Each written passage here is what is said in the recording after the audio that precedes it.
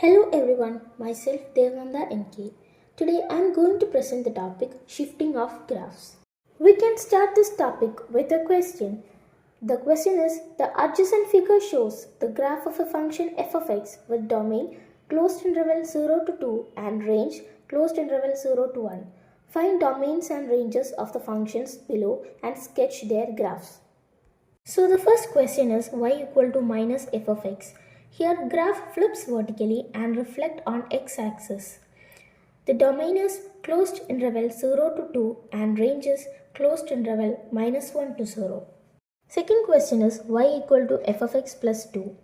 Here the graph shift left by 2. So the domain is closed interval minus 2 to 0 and range is closed interval 0 to 1. Third question is y equal to f of x minus 1.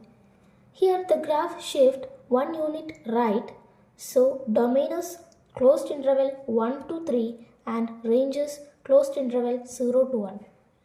Fourth question is y equal to f of minus x.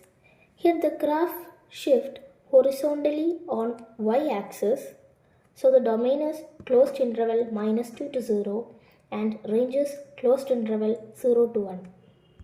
The last question is y equal to minus f of x plus 1 plus 1.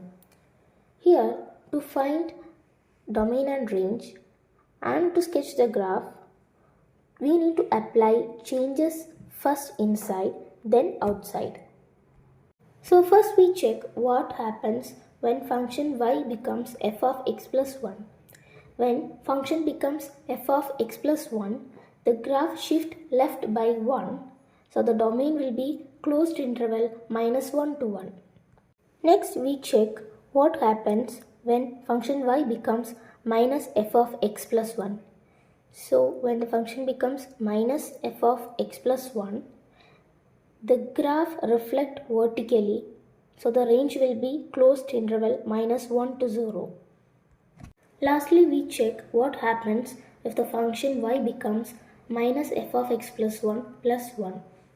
So when the function y becomes minus f of x plus 1 plus 1, the graph shift up 1 unit, so the range will be closed interval 0 to 1. And finally the domain of the function is closed interval minus 1 to 1 and range is closed interval 0 to 1. Lastly, understanding transformations helps us predict how equations change graphs and how graphs change equations. I think now you know to shift graphs and how reflections occur or affect the graph.